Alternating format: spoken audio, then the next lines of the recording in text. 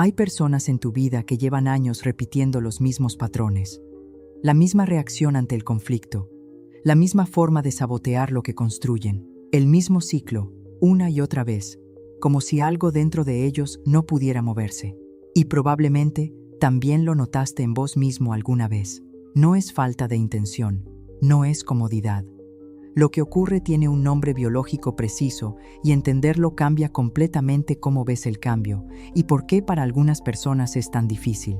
Durante años se ha repetido una idea con insistencia. Si querés cambiar, solo necesitas querer hacerlo de verdad. Esta afirmación ignora algo fundamental, que el cerebro humano, después de años de repetición, no solo aprende un patrón, lo convierte en arquitectura. Y al final de este video vas a entender por qué algunas personas no cambian, y si vos sentís que tampoco podés, por qué eso no dice nada sobre tu voluntad. En este video vas a entender por qué la repetición sostenida convierte ciertos patrones de pensamiento en estructuras neurales rígidas. ¿Qué le ocurre a la plasticidad cerebral cuando esas estructuras se consolidan? ¿Y por qué cambiar? No es una decisión de un momento, sino un proceso fisiológico con requisitos específicos. No estás eligiendo mal ni te falta fuerza. Tu cerebro está respondiendo exactamente como fue diseñado para hacerlo. Y para entenderlo, hay que empezar por algo que la mayoría de las explicaciones sobre el cambio omite completamente. Lo primero que hay que entender es que el cerebro no funciona como nos enseñaron. Durante décadas, se creyó que el cerebro adulto era una estructura fija, que después de cierta edad, lo que estaba formado ya no podía modificarse. Esa idea fue refutada, pero lo que la neurociencia encontró en su lugar es más complejo de lo que suele contarse. El cerebro sí puede cambiar, eso es real, pero su capacidad de cambio no es uniforme ni permanente. Depende del historial de uso de cada circuito. Un circuito que se activó miles de veces durante años tiene propiedades físicas distintas a uno que se usa con poca frecuencia. Sus conexiones son más gruesas, más rápidas, más automáticas. Desde la neurociencia sabemos que la plasticidad, la capacidad del sistema nervioso de reorganizarse, no desaparece con la edad, pero sí se vuelve más costosa donde los circuitos ya están consolidados. El cerebro optimiza, y lo que optimiza lo protege de la modificación porque cambiar algo consolidado consume muchos más recursos que sostenerlo. Esto significa que el cambio no depende solo de la intención. Depende de qué tan consolidado está el circuito que se quiere modificar. Y eso depende de cuántas veces fue activado, con qué intensidad emocional y durante cuántos años. Ese es el terreno.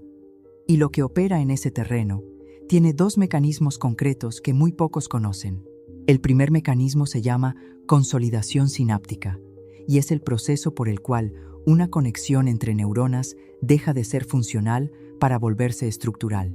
Cuando dos neuronas se activan juntas de forma repetida, la sinapsis entre ellas se fortalece.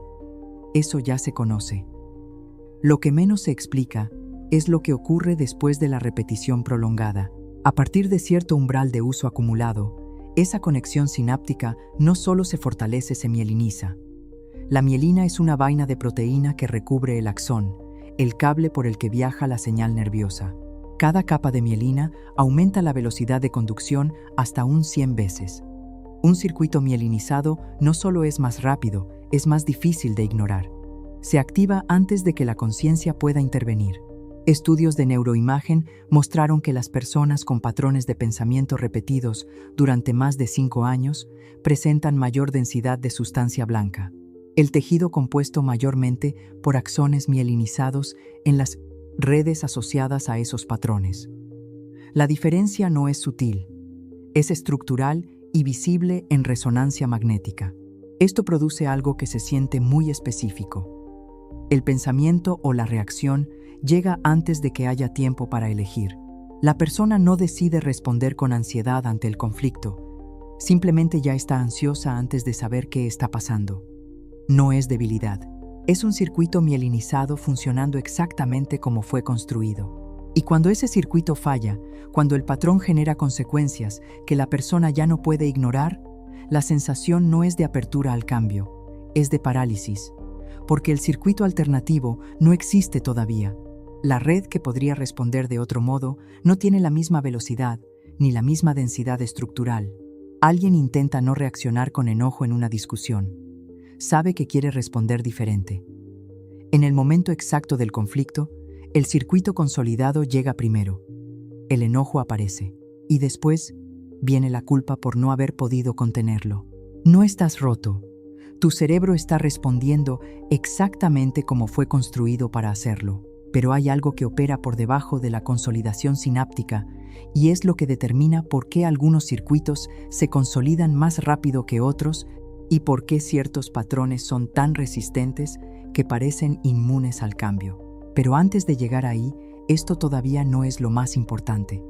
Lo que todavía no mencioné es lo que hace que todo lo anterior sea irreversible para algunas personas y completamente modificable para otras. Y eso depende de un mecanismo que el cerebro activa en silencio, sin que nadie lo perciba. El segundo mecanismo se llama supresión activa de plasticidad y contradice algo que casi todos dan por sentado sobre el cambio. El cerebro no solo aprende, también protege lo que aprendió. Existe un sistema de señalización molecular liderado por proteínas como la BDNF, el factor neurotrófico derivado del cerebro que regula activamente cuándo un circuito puede modificarse y cuándo no. Cuando un circuito está consolidado y se usa con alta frecuencia, el cerebro baja la disponibilidad de BDNF en esa red. No porque algo esté fallando, sino porque la modificación de una estructura consolidada representa un costo energético que el sistema prefiere evitar. El hipocampo, la estructura cerebral central, en la formación de nuevos aprendizajes, requiere niveles altos de BDNF para generar nuevas conexiones. En personas con patrones crónicos de pensamiento negativo o estrés sostenido, los niveles de BDNF en el hipocampo pueden caer hasta un 40% por debajo de los niveles basales. Eso no es una metáfora. Es una reducción medible en la disponibilidad molecular necesaria para que el cambio ocurra. Esto explica algo que muchas personas viven, pero no saben nombrar.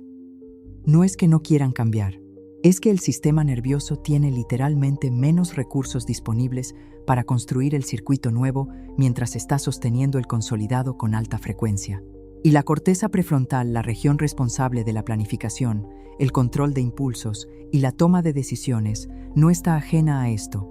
En condiciones de estrés crónico, el flujo de señalización entre la corteza prefrontal y el sistema límbico, el conjunto de estructuras que procesa la emoción, se vuelve asimétrico. El sistema límbico domina. La corteza prefrontal pierde influencia regulatoria exactamente en el momento en que más se la necesita. Una persona que lleva años en un patrón de pensamiento catastrófico no elige pensar así en el momento del trigger. Su sistema límbico ya activó la respuesta antes de que la corteza prefrontal pueda modularla. Y cada vez que eso ocurre, el circuito se refuerza una vez más. Intento cambiarlo. Pero en el momento exacto, sigo haciendo lo mismo. Y esto no es solo una interpretación. Hay estudios que midieron exactamente qué ocurre en el cerebro cuando alguien intenta modificar un patrón consolidado. Investigadores compararon la actividad cerebral de dos grupos durante intentos de modificación de conducta. El primer grupo tenía patrones de pensamiento con menos de 2 años de consolidación. El segundo, patrones sostenidos por más de una década. En el grupo con consolidación prolongada, la actividad en la corteza prefrontal durante los intentos de cambio era un 35% menor que en el primer grupo. La diferencia no era de motivación, era de disponibilidad de recursos neurales. Por otro lado, el mismo tipo de investigación encontró algo que cambia el panorama. Los participantes que lograron sostener nuevos comportamientos durante al menos 66 días consecutivos mostraron aumentos medibles en la densidad sináptica de las redes asociadas al patrón nuevo. El circuito alternativo empezaba a adquirir masa estructural propia. No reemplazaba al consolidado, pero comenzaba a competir con él en velocidad de activación. 66 días. No de fuerza de voluntad de exposición repetida suficiente para iniciar el proceso de mielinización del circuito nuevo. Lo que la evidencia muestra es que el cambio no ocurre en el momento de la decisión, Ocurre después de la repetición sostenida de un comportamiento alternativo por el tiempo suficiente como para que el sistema nervioso lo trate como señal relevante. Esto implica entender que la dificultad para cambiar no es un indicador de la persona, es un indicador del estado de consolidación del circuito. Alguien que lleva 15 años con el mismo patrón no necesita más motivación que alguien que lleva 2. Necesita más repetición del circuito alternativo para alcanzar el umbral de mielinización. Desde un punto de vista fisiológico, el momento del intento fallido no es evidencia de que el cambio es imposible. Es evidencia de que el circuito alternativo todavía no tiene la velocidad estructural necesaria para llegar primero. Cada intento, aunque falle, activa el circuito nuevo. Cada activación suma hacia el umbral. No se trata de una técnica, sino de entender que el sistema nervioso opera por acumulación, no por intensidad de un momento. La decisión más intensa del mundo no mieliniza un axón. La repetición sí. Esto implica también que el estrés crónico sostenido durante un proceso de cambio no es un obstáculo motivacional, es un obstáculo molecular. Si los niveles de BDNF están bajos, la capacidad del hipocampo para consolidar nuevos aprendizajes está reducida. Reducir la carga sobre el sistema nervioso autónomo no es opcional en un proceso de cambio real, es parte del sustrato biológico que lo hace posible. Y eso conecta directamente con por qué el cambio requiere condiciones, no solo intención. Hay personas que llevan años repitiendo lo mismo, y ahora sabes que no es porque no quieran, es porque sus circuitos consolidados llegan antes que su intención, y el sistema que podría construir el camino alternativo tiene menos recursos disponibles, precisamente porque está sosteniendo los circuitos existentes. Lo que cambia entender esto es la dirección de la pregunta. No, ¿por qué no puedo cambiar?